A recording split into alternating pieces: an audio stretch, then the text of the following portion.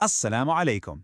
Every year, as the blessed month of Ramadan gets closer, we all start asking the same important questions. So, in this quick explainer, we're going to walk you through exactly how we at Masjid Vaughan determine the start of Ramadan. Our goal is to give you a clear, transparent, and principled look at our process. You see, for us, it all boils down to these three things. We want everyone in our community to worship with absolute clarity, to have total confidence in how decisions are made, and, most importantly, to feel that deep sense of community and unity. Ramadan is all about bringing hearts together, right? Not pushing them apart. So let's just get right into the big questions we hear every year. First up, why isn't there just one single day for everybody? It's a completely fair question, and the answer, really, is rooted in centuries of beautiful scholarly tradition where, respectful differences have always been a part of the conversation. And that leads right to the next question. Okay, so with different approaches out there, how does our masjid choose a path? Are we following a physical moon sighting, or are we relying purely on astronomical calculations? And finally, the question of accountability. When the moment of truth arrives, who's the one who actually makes that final call for our entire community?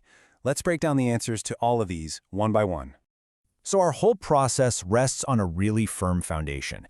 These are guiding principles that come directly from our Islamic tradition. This isn't something we make up on the fly. It's a careful methodology that honors our history while using modern knowledge responsibly. It really comes down to three core principles. First, the tradition is to look for a physical sighting of the new crescent moon on the 29th day of Shaban. Simple enough. But what if it's not seen?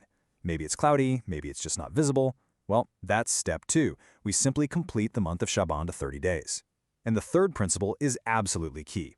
We use modern astronomy to confirm if a sighting is even possible.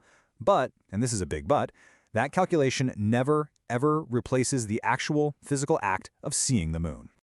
Okay, so with those principles as our guide, how does the actual sighting process work? We follow a very transparent method to make sure every decision is reliable and something you can trust. We accept verified moon sightings from a specific region. That's North America, South America, and the Caribbean. This regional approach is really important. It helps make sure that the sightings are relevant to us here, and it also helps build unity with the communities right here in our part of the world. Now, this is where the rigor really comes in. Not just any claim of a sighting is accepted. It has to meet a strict checklist. The sighting has to happen after sunset, the moon has to be in a visible position above the horizon, and of course, the witness has to be a credible and trustworthy person. We also prioritize naked eye sightings, which keeps us as close as possible to the prophetic tradition. So once a credible report comes in, our internal process kicks into gear.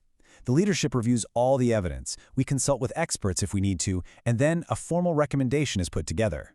But crucially, the final accountable decision rests with our head imam. This makes sure the process is always careful, it's considered, and it's never rushed. At the end of the day, this whole detailed process, all these rules and procedures, they all serve one massive goal that's more important than anything else: protecting the unity of our community. That's what it's all about. And I think this quote just says it all perfectly. We believe that true unity isn't about forcing everyone to agree on every little detail.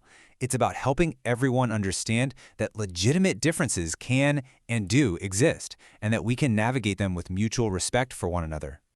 So, to wrap it all up, our process is designed to do a few key things: to preserve our beautiful tradition, to protect accuracy, to maintain that precious unity, to be completely transparent with you, and above all, to serve the spiritual well-being of every single person in our community, so you can worship with peace and confidence.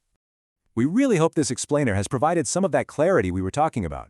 Of course, there's always more to learn. For a much more detailed breakdown and answers to some great frequently asked questions, we warmly invite you to visit the FAQ section on our website.